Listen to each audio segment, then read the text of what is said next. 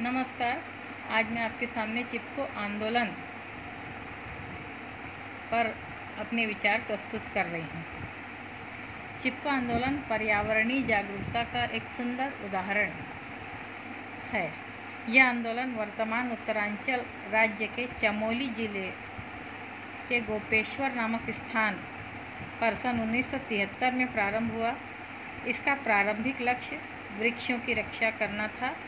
बाद में इसे समन्वित रूप से पर्यावरण के सभी आयामों में सम्मिलित कर लिया गया। इसके प्रणेता सुंदरलाल बहुगुणा और चंडी प्रसाद भट्ट रहे। चिपको आंदोलन मूलतः वन संरक्षण आंदोलन है। भारत में यह अहिंसावादी आंदोलन की एक मिसाल कायम करता है। त्वरित निर्वनीकरण की मात्रा में इस आंदोलन से काफ़ी कमी आई है। यह आदिवासी जनता की समस्या को सामने लाने वाला एक प्रमुख आंदोलन है। चिपको आंदोलन के कारण 20वीं सदी में उत्तराखंड में वृहद पैमाने में होने वाली निर्वनीकरण के कारण लोगों की तकलीफ़ें बढ़ी। शासन की अक्षम नीतियों के कारण यह समस्या उत्पन्न हुई। समाज में पर्यावरण पारिस्थितिकी संबंधी जागरूकता में कमी आई। लोगों ने अधिक मात्रा में पशुधन रखना छोड़ दिया था। जनता में कुपोषण बढ़ने लगा। क्षेत्र के पारिस्थितिकी संतुलन पर भारी प्रभाव पड़ने लगा। भूमि की स्थिति में गिरावट आने लगी। पेयजल में कमी आई। शासन ने जनता की इन सभी शिकायतों को अनसुनी किया था। उक्त कारणों से उत्तराखंड की जनता की प्रतिक्रिया से यह आंदोलन प्रारंभ हुआ। आंदोलन में प्रमुख नेता ग्रामीण पुरुष एवं महिलाएं थी। इनका मुख्य उद्देश्य पारिस्थितिकी संतुलन को बनाए रखना था। भारत में चिपको आंदोलन की शुरुआत वृक्षों के संरक्षण हेतु 1970 में हुई थी। इसका प्रारंभ उत्तरी हिमालय के उत्तराखंड से हुआ था। चिपको, जैसा कि इसका नाम है, इसका तात्पर्य है चिपकना, अर्थात वृक्षों से आलिंगनबद्ध होना। यही इसकी प्रक्रिया रही है। चिपको आंदोलन का इतिहास। चिपको आंदोलन एक अहिंसावादी आंदोलन था। वनों से वृक्षों को काटने से बचाने एवं सुरक्षित रखने हेतु पूरे भारत में यह फैल गया था। सबसे पहले चिपको आंदोलन 18वीं सदी में राजस्थान में प्रारंभ हुआ था। वहाँ के राजा ने जब जंगल काटना प्रारंभ किया था तो जंगल में रहने वाले बिश्नोई समुदाय के लोगों ने पेड़ों के कटने पर राजा का विरोध किया था। इस पर जनता ने पेड़ों से चिपककर उसे काटने से रोका। इस आंदोलन में बहुत से लोगों की जान भी चली गई थी। चिपको आंदोलन का प्रादुर्भाव। चंडी प्रसाद भट्ट के नेतृत्व में लोगों ने वन संसाधनों से कृषि उपकरण बनाने के लिए दशोली ग्राम स्वराज्य संघ DGSS का गठन किया। सरकार द्वारा अनदेखी करने पर 24 अप्रैल 1973 को लगभग 100 ग्रामीण और DGSS के समर्थकों ने लकड़ी के ठेकेदारों को जंगल में आना बंद कर दिया।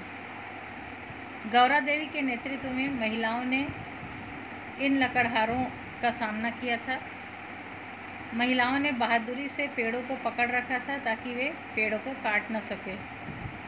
अगले दिन यह आंदोलन पड़ोसी गांव में फैल गया।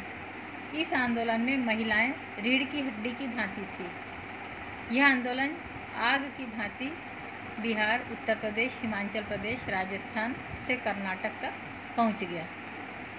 चिपको आंदोलन के उद्देश्य। चूँकि जनजातीय क्षेत्रों में जीवन यापन का मुख्य आधार वन होते हैं, अतः उन क्षेत्रों के वृक्षों को सुरक्षित रखना और क्षेत्र के पारिस्थितिकी संतुलन को बनाए रखना इसका मुख्य उद्देश्य रहा। इस आंदोलन के संस्थापक पर्यावरणविद सुंदरलाल बहुगुणा थे। आंदोलन में उनके योगदान के लिए उन्हें पद्म भूषण मिला। चिपको कवि घनश्याम रतुड़ी, जिनके गीत आंदोलन के दौरान गूंज उठे थे, उनका यह स्लोगन था, पेड़ों को गले लगाओ और उन्हें गिरने से बचाओ। हमारी पहाड़ियों की संपत्ति है, उन्हें लूटने से बचाओ। चिपको आंदोलन में नेतृत्व करने वाली प्रमुख महिलाएं अमृता देवी, बचनी देवी, सरला बहन एवं मीरा बहन थी। इस प्रकार चंडी प्रसाद भट्ट, सुंदरलाल बहुगुणा, लक्ष्मी आश्रम से सरला बहन, महिलाओं का समूह एवं उत्तराखंड संघर्ष वाहिनी के नेतृत्व में यह आंदोलन प्रारंभ हुआ। महिलाओं ने क्यों चिपको आंदोलन का समर्थन किया? ग्रामीण महिलाओं के लिए पर्यावरण को बचाना उनके आर्थिक अस्तित्व के लिए महत्वपूर्ण था। भोजन, ईंधन और पानी की पूर्ति के लिए महिलाओं ने वनों की कटाई को रोकने में सहयोग किया।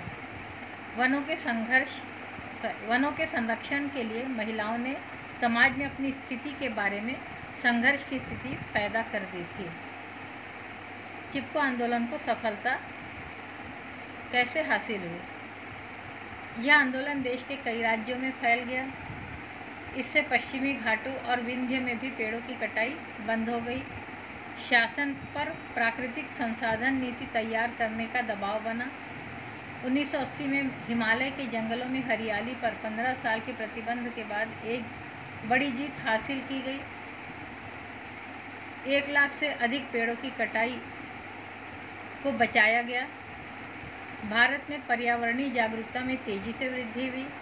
वनों की सुरक्षा के लिए वन खेती के नए तरीके विकसित किए गए। 1981 में 10 लाख से अधिक पेड़ लगाए गए और ग्रामीणों ने पेड़ों की देखभाल पर विशेष ध्यान दिया।